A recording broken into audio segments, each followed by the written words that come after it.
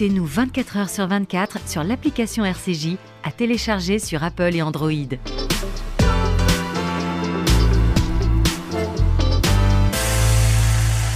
Objectif Santé, Karen Tayeb. Bonjour à toutes et à tous, j'espère que vous allez bien, que vous êtes en pleine forme. Alors, on va parler aujourd'hui des émotions, celles qui nous guident au quotidien, le stress, insomnie, fatigue, les kilos en trop. Et si c'était une question d'émotion?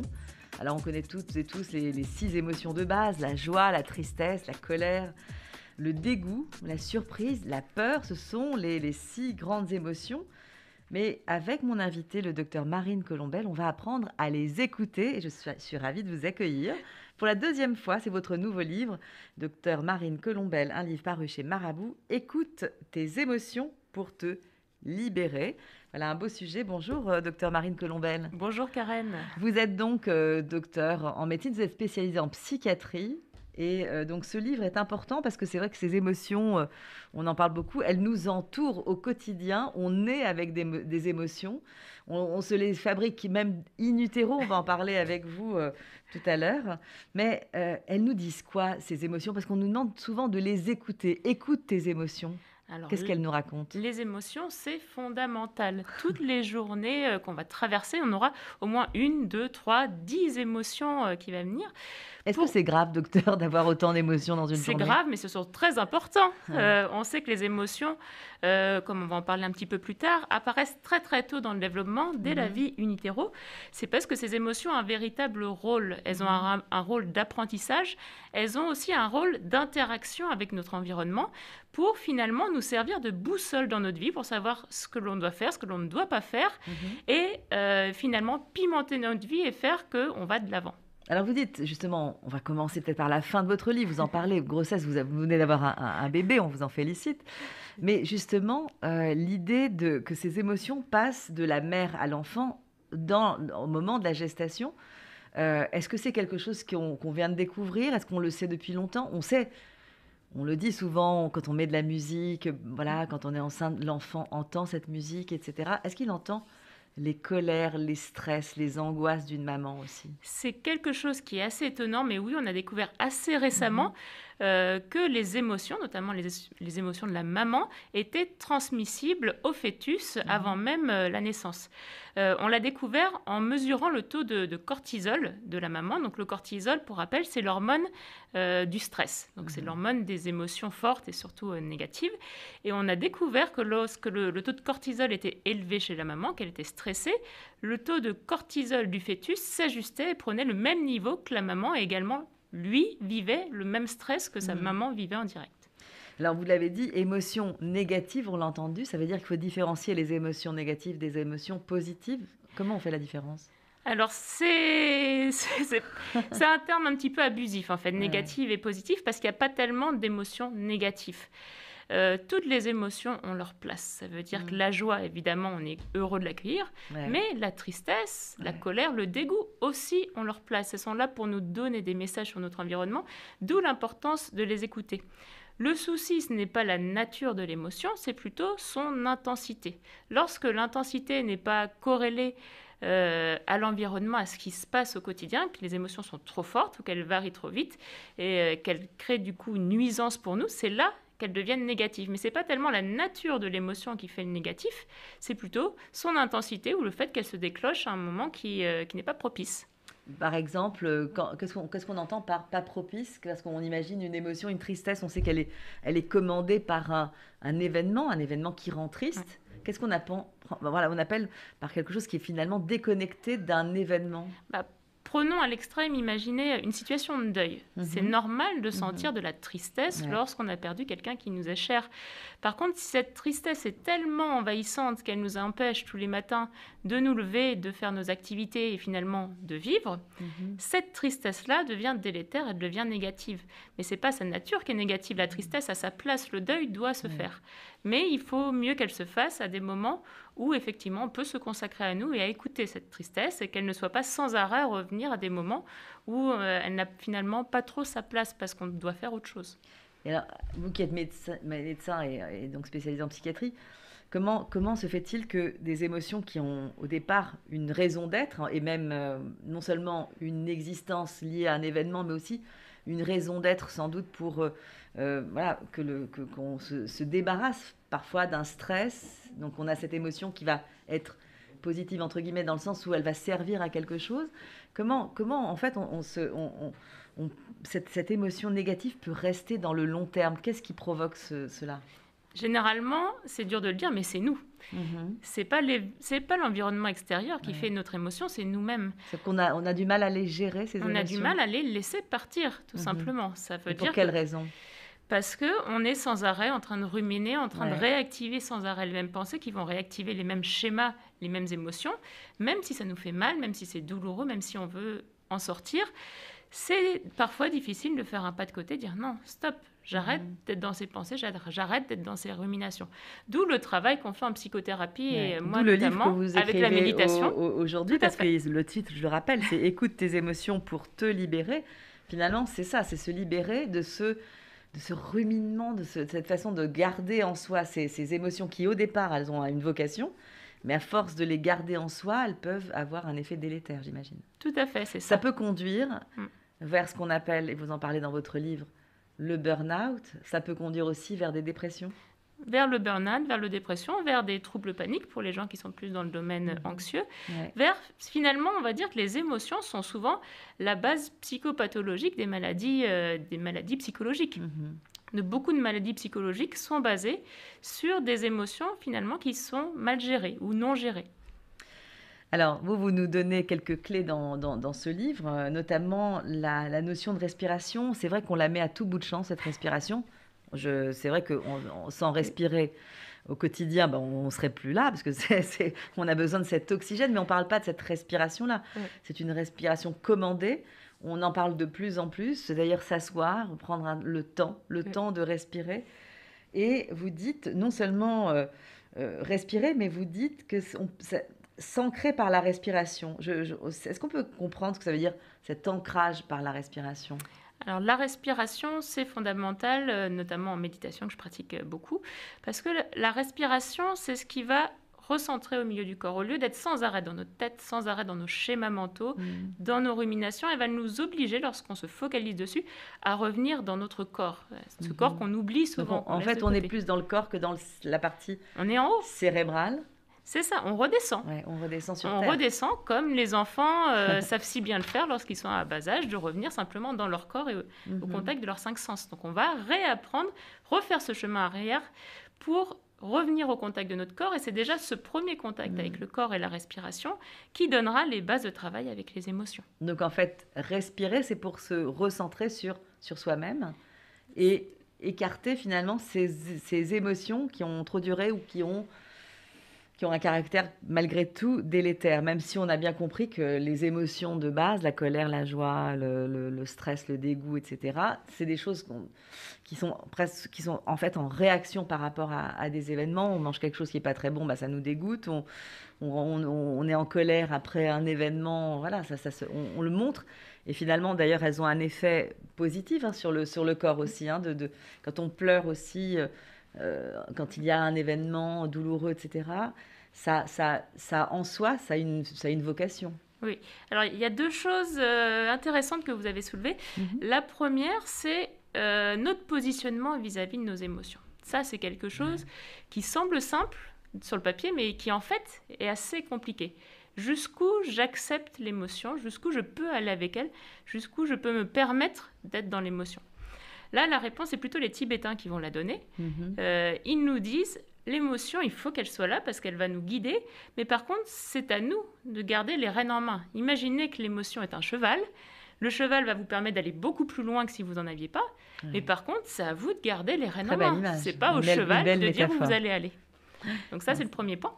Juste deuxième point sur pourquoi on parle autant de la respiration. Et là, il y a des vraies bases scientifiques. Physiologique au niveau de la respiration et la gestion des émotions, c'est qu'on sait que la respiration va activer le système nerveux qu'on appelle parasympathique, qui est le système nerveux automatique de la détente. Dès qu'on va se mettre en détente, ce système parasympathique va s'activer et on va ressentir que nos muscles se détendent, que notre esprit se libère, que la respiration s'apaise. Et la respiration est le meilleur moyen d'entrer pour activer ce système parasympathique. C'est pour ça qu'on en parle autant. C'est parce que c'est le plus direct et le plus efficace pour activer le système parasympathique. Alors, on parle déjà du système parasympathique. On va revenir à des choses plus concrètes de la vie courante que nos auditeurs et auditrices vont bien comprendre. On parle souvent de ce stress qui est lié au travail. Ça a été décrit notamment... ça peut aller très loin. On peut avoir un stress au travail, mais on le décrit de plus en plus, de fameux burn-out, décrit par cette américaine Christina Maslach. Et vous proposez, vous, dans votre livre, un test avec plusieurs questions. Et d'ailleurs, il y a beaucoup d'exercices dans votre livre. Hein. C'est le principe de ce genre de livre aussi. C'est pour mettre vraiment un aspect concret au quotidien. Et là, la question, c'est quel est votre niveau d'épuisement professionnel ? Parce qu'on comprend bien que ce stress, même s'il a un caractère positif, comme on l'a dit, à partir du moment où il entraîne un épuisement, une fatigue, là, c'est un signal d'alarme ? Oui, il faut bien différencier ce qu'on appelle le stress aigu et le stress chronique. Le stress aigu, c'est notre organisme qui essaye de s'adapter à son environnement lorsqu'il y a un changement brutal. Imaginez, vous êtes le jour de votre mariage, l'environnement n'est pas habituel du tout, votre corps va ressentir un stress et c'est normal, il doit s'adapter. Le cœur qui bat, les émotions qui montent, peut-être les larmes qui coulent, mais c'est normal parce que c'est une situation totalement inhabituelle pour le corps, il faut qu'il s'adapte à cette situation, donc il déclenche le stress. Le problème ne vient pas quand il est aigu, mais quand il est chronique. Quand ce stress se répète jour après jour, ce qui est le cas dans le domaine professionnel, pour des raisons de moins en moins fortes. Et que finalement, ce mode de fonctionnement dégradé du corps qui est le stress, ça devient la norme. Les gens sont sans arrêt dans cet état-là. Et à ce moment-là, les réserves d'énergie du corps vont se vider très très vite parce que ça demande beaucoup d'énergie d'être en état de stress. Et il y a un moment où les personnes sont tellement épuisées à la fois physiquement et émotionnellement qu'elles arrivent dans ce fameux burn-out, dans cet état d'épuisement professionnel où il va falloir qu'elles s'arrêtent parce que l'état d'épuisement est beaucoup trop important. Ce burn-out est décrit souvent comme brûler de l'intérieur jusqu'à ce qu'il n'y ait plus rien en fait. Hein. Se consumer. Se consumer littéralement à petit feu. Oui. Parce que justement, ce n'est pas quelque chose qu'on voit arriver. On pense que cette fatigue va partir. Mais il y a par exemple dans les questions qui sont posées, dans le cadre de ce niveau, pour évaluer le niveau d'épuisement professionnel, il y a évidemment, je me sens fatiguée dès le matin, je me sens irritable, rien m'ébranle émotionnellement, j'ai du mal à rester concentrée sur mon travail. Il y a aussi... je ne me sens plus vraiment moi-même. Il y a aussi des phrases type « je me sens au bout du rouleau ». Et puis, il y a des choses qui sont je ne me soucie pas vraiment de ce qui arrive à certains de mes patients, clients, collègues, etc. Ça veut dire qu'en fait, on décroche littéralement. Ouais. Et ça, c'est une partie très dure parce que pour les gens qui vivent le burn-out, souvent, c'est des gens qui sont très investis dans leur travail, qui aiment leur travail et c'est pas pour rien s'ils sont là et s'ils donnent autant d'eux-mêmes. Et la deuxième phase du burn-out, on appelle ça effectivement la déshumanisation au sens large. Ça veut dire que la fatigue est tellement importante que dès que quelqu'un nous fait une demande, qu'elle soit positive ou négative, c'est vécu comme un nouveau poids à supporter, ce qui est insupportable pour quelqu'un qui est dans cet état de fatigue. Et donc, on va être en retrait, on va mal faire son travail, on va mal accueillir la parole de l'autre, ce qui est très douloureux pour des gens, par exemple, des soignants, par exemple, ou des profs, ou des gens qui sont vraiment en contact avec les autres, de se dire « mais j'aime pas mon travail, les autres, je ne les supporte plus », c'est quelque chose de très culpabilisant et de très douloureux, et qui est une des phases du burn-out. Alors, on parle de cette fatigue émotionnelle, et d'ailleurs, c'est vrai qu'on met un peu, dans votre livre, hein, c'est ça, c'est qu'en fait, on met de l'émotion dans chaque situation. Cette fatigue émotionnelle qui peut avoir des répercussions sur une fatigue corporelle, en fait. Et c'est comme ça qu'on la ressent, comme ça qu'on la reconnaît quelque part.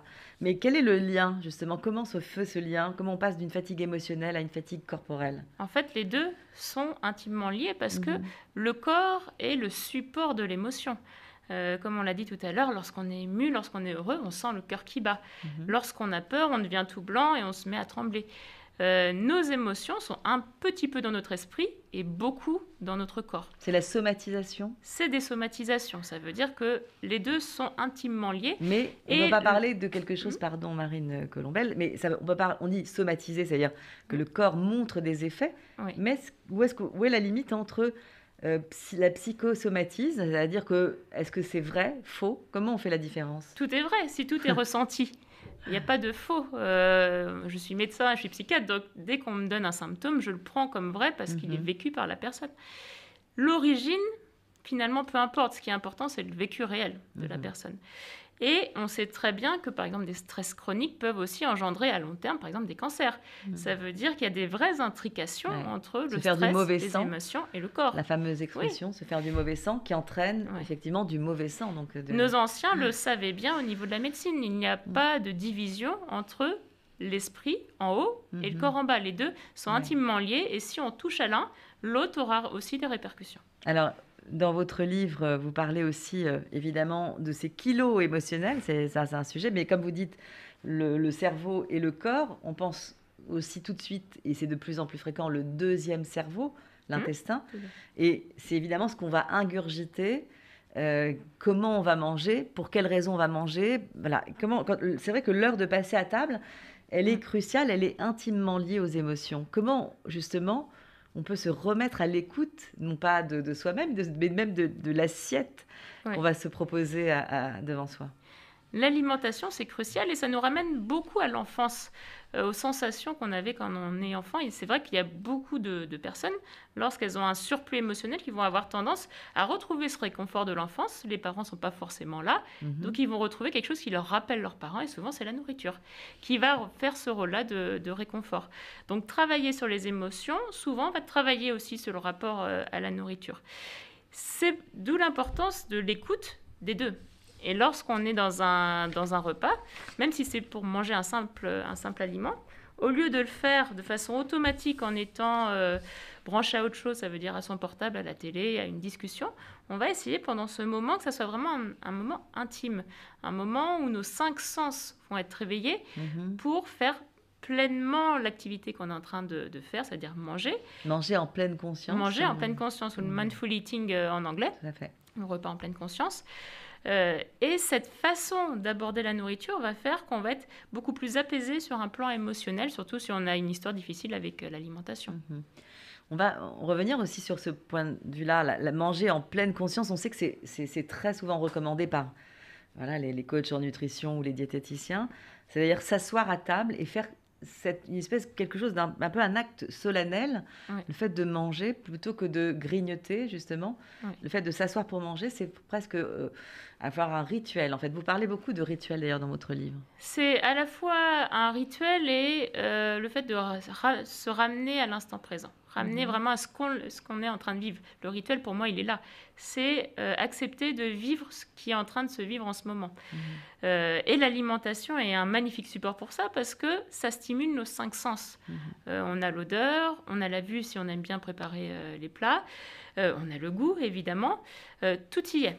Donc, en travaillant sur l'alimentation, finalement, on travaille aussi sur notre pleine présence. La pleine présence à notre environnement, la nourriture, la pleine présence aussi à ce qui se passe dans notre corps. Ça veut dire qu'il va se passer plein de choses au niveau digestif, au niveau du goût, qui va ramener notre attention sur nous-mêmes et nous éviter de mettre notre corps à côté, comme ce qu'on fait très souvent quand on ne va pas très bien. Alors, en plus, vous le dites, j'ai lu cette phrase dans votre livre, quand vous parlez des kilos émotionnels, vous parlez du poids des émotions. C'est un savant jeu de mots, parce qu'on comprend bien le poids des émotions, tout ce que ça peut entraîner, et puis la responsabilité de ces émotions, notamment dans ces kilos émotionnels, mais on l'a bien vu aussi avant sur le reste, sur une fatigue, etc., un stress, un burn-out, même une fatigue professionnelle. Tout ça, on voit bien qu'il y a cette relation de cause à effet. Vous parlez de domestiquer ces émotions. Ça doit être difficile, ça s'apprend. Comment on fait ? Ça s'apprend de préférence jeune. Les émotions, je pense qu'on en parlera un petit peu plus peut-être après, débutent très très tôt dans la vie, c'est ce qu'on a vu, et on va apprendre petit à petit au moment de notre développement déjà à les identifier, à les reconnaître chez les autres. Ça, c'est très important au niveau de la communication. et à savoir à quel moment elles ont leur place ou à quel moment elles sont un peu trop fortes. Ça va s'apprendre plutôt vers l'adolescence quand on est à ces phases-là. Mais c'est un apprentissage au long cours qui fait qu'on va vraiment avoir un équilibre dans notre vie ensuite dans la vie adulte lorsqu'on a réussi à acquérir ça dans la petite enfance, on va dire. Parce que les émotions sont précieuses. Il va falloir trouver, comme je vous disais tout à l'heure, un juste milieu entre j'écoute mes émotions, elles ont leur place, elles ont des choses à me dire et à m'enseigner dans la vie, et je ne me fais pas dominer par mes émotions. Ce n'est pas elles qui décident de ma vie. C'est pour ça que j'utilise le terme de domestication, parce qu'on est vraiment comme la domestication du renard dans Le Petit Prince, vous savez. C'est une sorte d'animal sauvage, mais il y a un lien d'amitié avec. On va se retrouver avec vous, chère docteur Marine Colombel. On parle avec vous des émotions et votre livre chez Marabout, Écoute tes émotions pour te libérer.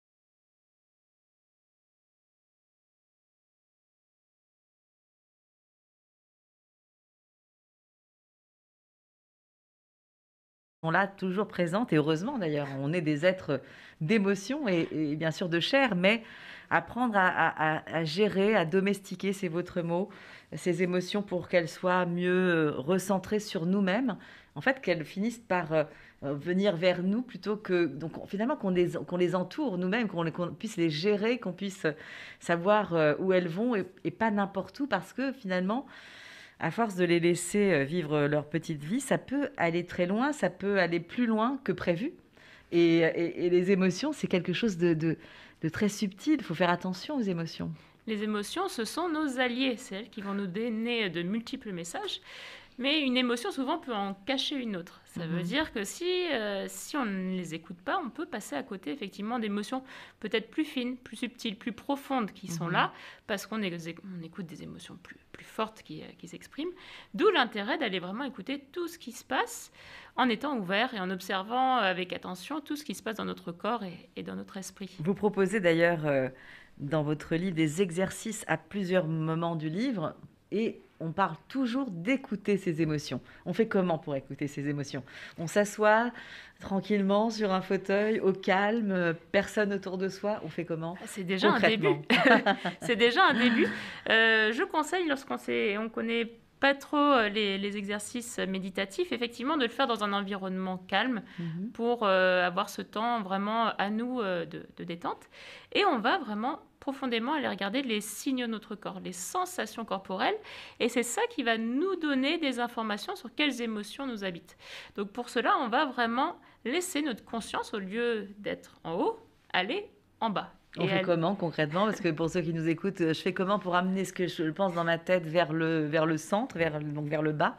Comment on fait? Alors le secret, on en a déjà parlé, c'est la respiration. Voilà, la fameuse respiration. En fait, c'est notre porte d'entrée sur les sensations corporelles. Une respiration lente, comment on la laisse faire.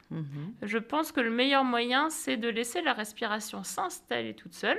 Notre travail à nous consiste simplement d'en prendre conscience. On va délicatement poser notre attention, notre conscience dans la respiration sans toucher à rien. On la laisse faire et elle va nous guider pour observer toutes les sensations corporelles qui sont en nous. Généralement, un exercice de 5-10 minutes va déjà nous permettre de faire un bon balayage corporel. Pas besoin pour vous, Dr Marine Colombel, de faire des grandes expirations, des grandes inspirations. Si ça nous aide, moi je le fais à titre personnel juste au début de la méditation pour me poser. Je fais généralement 1 ou 2 grandes respirations pour vraiment être dans cette ambiance-là. Mais ensuite, je laisse vraiment ma respiration faire. Si elle s'arrête, elle s'arrête. Si elle prend des grandes respirations, elle prend des grandes respirations. Plus on va la laisser faire, plus on aura des sensations subtiles et réelles. Et on n'essayera pas d'imposer quelque chose. Comme on n'essaye pas d'imposer de la détente. Si on est triste, si on est en colère en ce moment, ça ne sert à rien d'essayer de la cacher en disant non, je suis joyeux. Non, si je suis triste et en colère, je suis triste et je suis en colère. Mais je vais vraiment aller voir dans mon corps ce que c'est qu'être triste et en colère. Et où se situe cette émotion-là. Et on en fait quoi finalement une fois qu'elle est recentrée sur nous-mêmes? Alors, comment on la gère? Parce que on imagine bien que la déplacer, c'est une bonne chose, mais après, on en fait quoi? On la laisse tranquille. Ça veut dire que ce qui va agir, c'est pas notre volonté de la bouger, c'est notre acceptation de l'émotion. De dire, ok, tu es là pour un instant, et savoir que de toute façon, l'émotion, elle est mobile, elle bougera toute seule. C'est pas parce qu'on sent une tristesse un moment que 2 minutes après, on n'aura pas une joie si on apprend une bonne nouvelle. C'est quelque chose de très labile. Donc, on n'essaye pas d'y toucher. Le simple fait d'en prendre conscience va faire que l'émotion va être plus fine, moins forte, parce que son message aura été finalement écouté. Donc, elle n'aura moins besoin... on l'aura intégré. Donc, elle aura moins besoin de s'exprimer, elle va se calmer toute seule. Alors, évidemment, quand on parle des émotions, il y a la question du sommeil, parce que quand on a des trop fortes émotions, on a souvent du mal à s'endormir. On a eu, par exemple, une journée très, très stressante, très fatigante, avec toutes sortes d'émotions, des hauts, des bas, etc. Et du coup, on a du mal à s'endormir. Donc, bon, une fois, c'est pas très grave, mais souvent, quand ça devient plus fréquent, ne pas arriver à dormir, alors que vous dites, dans votre livre, je l'ai noté, le sommeil est la meilleure des méditations. Oui. Donc on parle toujours du sommeil réparateur, oui. On le comprend bien ici, puisque ça peut réparer ces émotions qui envahissent, etc. Comment on fait justement pour arriver à s'endormir? Il y a évidemment toutes sortes de méthodes, mais ça part forcément là encore des émotions? Alors il faut savoir que le sommeil, c'est vraiment la période de la journée qui va servir à notre corps et à notre cerveau à trier les émotions, à faire le tri, comprendre ce qui s'est passé et surtout à les classer. Donc plus notre sommeil va être de bonne qualité, plus ce grand ménage des émotions sera efficace. Et pour nous aider, effectivement, il vaut mieux s'endormir avec des émotions les plus calmes possibles. Si on commence déjà à s'endormir en étant très très énervé, on imagine bien que le contenu de nos rêves et le contenu de nos nuits sera à l'image de la façon dont on s'endort. Ça veut dire qu'on aura un sommeil agité. Donc pour cela, on peut faire des petits exercices tout simples avant de s'endormir. Donc je conseille de les faire directement dans le lit, parce qu'on est déjà couché sur le dos, et de revenir vraiment aux sensations corporelles, aux sensations de la respiration et au corps pendant quelques minutes, au lieu d'être sans arrêt dans les ruminations sur qu'est-ce qui s'est passé dans ma journée ou qu'est-ce qui va se passer dans la journée de demain. On lâche le passé et le futur et on revient vraiment au présent et au corps qui est en train de s'endormir. Et si on fait ça assez efficacement, les émotions en fait vont se calmer toutes seules et on aura un sommeil de meilleure qualité. Vous dites que ça commence par se mettre au lit en position Shavasana. Alors c'est très très joli, mais quand on voit la traduction, hein, je vous le dis quand même, hein, c'est écrit dans le livre, ça s'appelle position de cadavre, donc évidemment c'est moyen, mais on comprend bien ce que vous voulez dire. Donc c'est allongé sur le dos. C'est un terme sanskrit, Shavasana, et c'est vrai qu'en sanskrit c'est toujours très imagé. C'est imagé, voilà. Tout simplement. On peut pas bouger. Finalement, faut pas bouger. Tout simplement parce que c'est la position qui demande le moins d'efforts possible. Ouais. Donc comme c'est très imagé, c'est la position du cadavre. Les muscles sont tous à plat. Voilà. Donc c'est cette position-là. Pourquoi on l'utilise? Parce que c'est la position qui demande le moins d'énergie possible et c'est la position la plus facile pour finalement laisser le sommeil approcher et observer notre corps qui s'endort en pleine conscience. Quitte après à être recroquevillé pendant la nuit, en tout cas la position de départ, c'est la meilleure en tout cas quand on veut s'endormir plus tranquillement. Vous le dites avec un oreiller qui soit pas très épais, donc allongé sur le dos, etc. Et on ferme les yeux, forcément, parce que pour dormir, il vaut mieux fermer les yeux. Mais ou les yeux ouverts s'il fait nuit. En fait, fermer les yeux pour aller chercher finalement de l'obscurité. C'est ça. Parce que l'obscurité, ça, de fait, ça entraîne le sommeil. Vous dites fermer les yeux aussi pour intérioriser. On intériorise quoi finalement à ce moment-là de la journée? C'est plutôt ça, c'est pour éviter de partir tout de suite dans la rêverie, donc ce qu'on appelle l'hypnagogique. Ça veut dire c'est cette période-là où on n'est pas dans le rêve, mais on est une sorte de rêverie qui dure. On va essayer de garder quand même le fil de la conscience. Et donc l'intériorisation vient de là, c'est-à-dire même si on commence à partir un peu dans la rêverie, on garde la conscience de qui on est et dans quel endroit on est. Et c'est vrai que c'est plus facile si on a les yeux fermés, mais après, si les gens préfèrent s'endormir les yeux ouverts, de toute façon, il y a un moment où ils vont finir par se fermer. C'est ça. C'est le principe de dormir. Alors, vous dites 3 pistes pour s'endormir sereinement, mettre en place un rituel de sommeil, calmer les émotions accumulées dans la journée et ne pas chercher le sommeil à tout prix. Oui. Alors, parce que c'est vrai que les rituels, même mettre en place, on a bien compris, on s'allonge, etc., on ferme les yeux, on essaye de se détendre, on intériorise nos émotions. Et là, vous dites, mais ne cherchez pas le sommeil à tout prix. Ça, c'est tout à fait paradoxal. Ouais. Si on s'accroche sans arrêt, je parle surtout aux insomniaques qui nous écoutent, souvent, l'obsession, c'est « il faut que je dorme, il faut que je dorme, il faut que je dorme ». Surtout qu'ils savent qu'ils vont avoir une grosse journée derrière, qu'il y aura peu de sommeil. Et finalement, c'est contre-productif. Parce que lorsqu'on est complètement focalisé sur cette phrase-là, en fait, on réactive les centres d'éveil. Et on ne s'endort pas, effectivement. Et on se dit quoi? Faut pas que je dorme? À l'inverse. Presque. Des fois, il faut mieux se dire « je n'ai pas envie de dormir » que « je dois dormir ». Parce que là, on lâche. Il y a quelque chose qui lâche lorsqu'on est dans ces phrases-là. On dit « ok, j'ai pas envie de dormir, point ». On arrête les ruminations, on fait notre travail d'endormissement. Et généralement, c'est souvent quand on dit ces phrases-là qu'on finit par s'endormir. Ça arrive. Vous dites évidemment l'hygiène de sommeil qu'on ne répétera jamais assez. Pas de café tout près, même dans la journée, il y a un certain...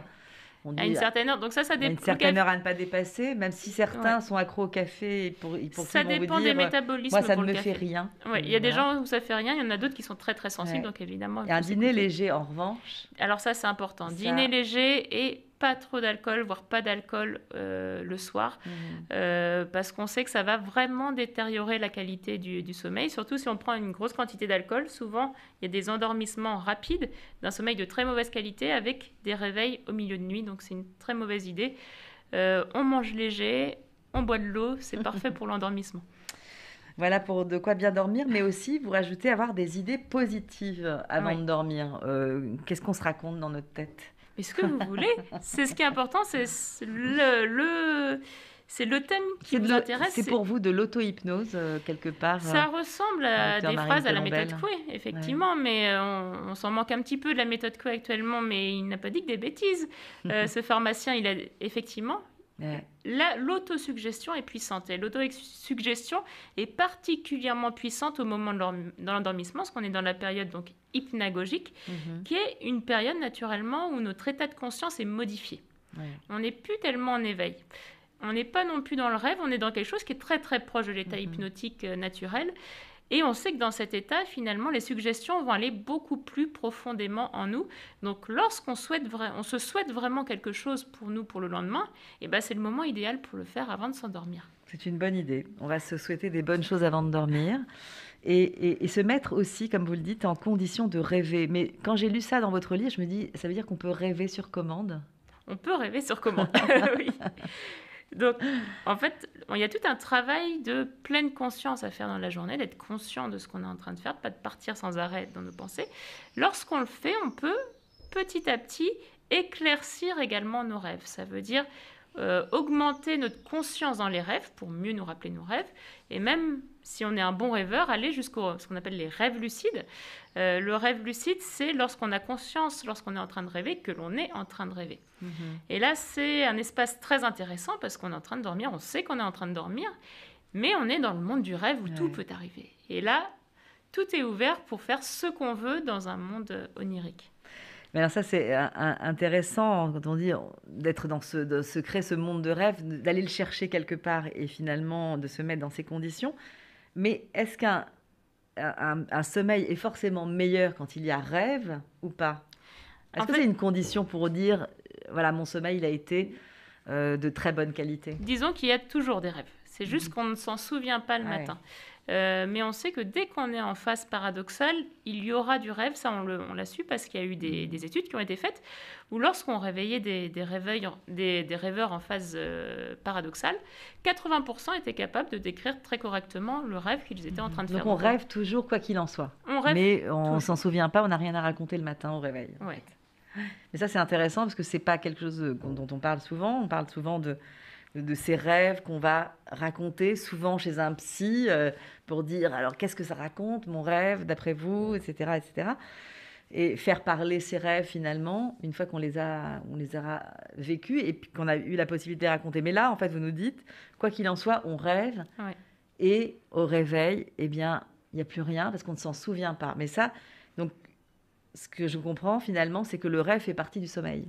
Il fait partie et il est vital. On sait qu'il y a beaucoup d'animaux autres que les humains qui rêvent. Et donc, on a encore du mal à savoir vraiment le rôle du rêve. On sait que c'est un régulateur émotionnel. On sait que la grosse partie des émotions est régulée pendant le rêve. Mais c'est vrai qu'on manque encore de données scientifiques pour savoir comment ça marche. Mais en tout cas, on sait que c'est vital et que c'est vital pour la régulation des émotions. On va terminer l'émission en parlant des enfants parce que vous dites qu'on peut développer le sens émotionnel chez les enfants depuis la naissance. Vous dites écouter ses émotions, ça s'apprend pendant l'enfance. Oui, ça s'apprend tout de suite. Ça s'apprend. Mais ça s'apprend tout seul ou est-ce qu'on apprend... Avec les parents, évidemment. Mais... ou avec les proches, en tout cas. Mais du coup, c'est pas interférer sur les émotions qui devraient être naturelles et qui devraient être personnelles quelque part? Alors, les émotions sont naturelles. Les repérer, les identifier chez les autres demande de l'interaction sociale. C'est la particularité des émotions, c'est que l'émotion est avant tout un vecteur social. C'est un vecteur de transmission d'informations, d'interaction sociale.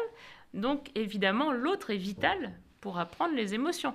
Pour déjà, lorsque l'enfant est petit, pouvoir les nommer, dire à ses enfants directement, bah là, ce que tu vis, tu sens de la colère, là, tu es triste, ou là, tu es joyeux, pour que l'enfant puisse associer ce ressenti corporel à une émotion et qu'il puisse, dans un second temps, les repérer chez les adultes qui sont autour de lui, dire, bah tiens, il ressent la même émotion que moi. On est au début de ce qu'on appelle la théorie de l'esprit. La théorie de l'esprit, c'est de réussir à se projeter dans l'esprit de l'autre, à faire que... À comprendre la connexion. Comprendre la connexion avec l'autre et comprendre que l'autre a ses propres émotions, a ses propres pensées qui ne sont pas forcément les nôtres. C'est le début, finalement, de la vie sociale. Ouais. Et d'ailleurs, ça s'apprend, je crois, dans les écoles. Moi, je sais que mon petit-fils...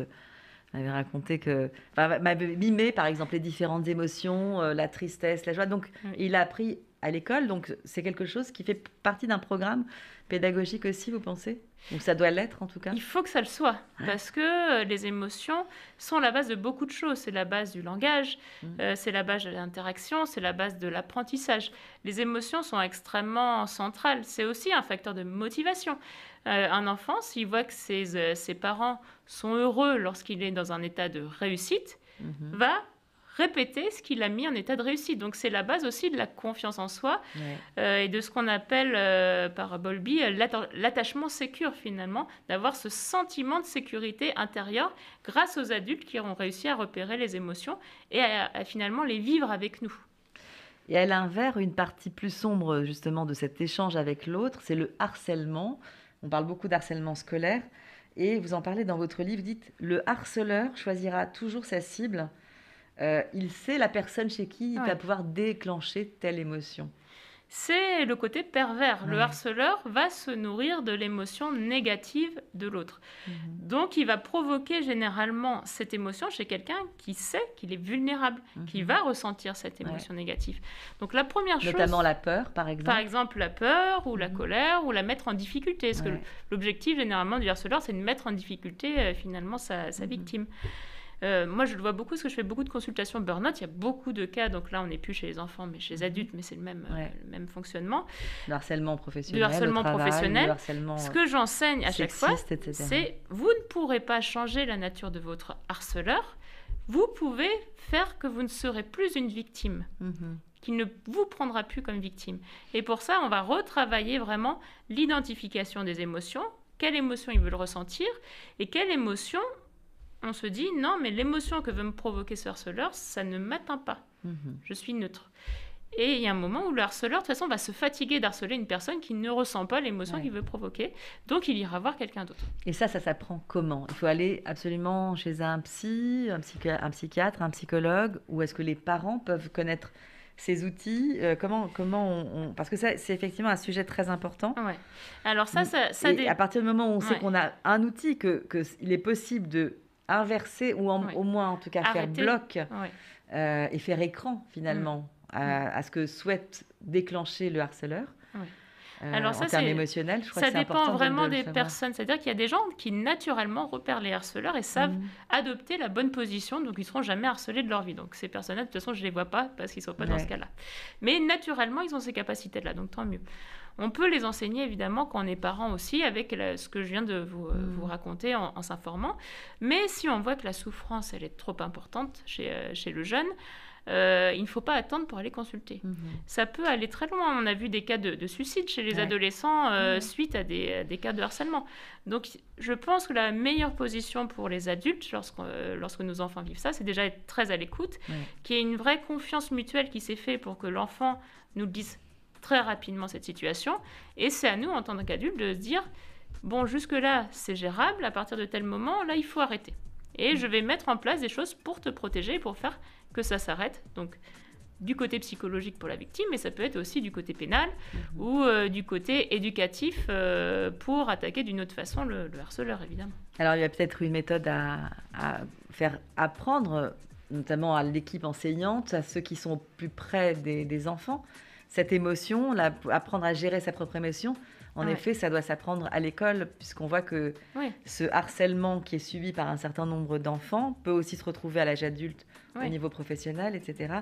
Et donc, apprendre à se blinder contre ce que vous provoquez, le harceleur. Donc, ne pas exprimer cette émotion qui serait en réponse et qui pourrait être dangereuse pour soi-même, en fait. Apprendre à avoir de la flexibilité émotionnelle. Ça veut dire s'ouvrir quand il faut s'ouvrir, pouvoir se fermer au moment où il faut pouvoir se fermer, en n'oubliant pas qu'aussi les harceleurs de demain peuvent être les harcelés d'aujourd'hui.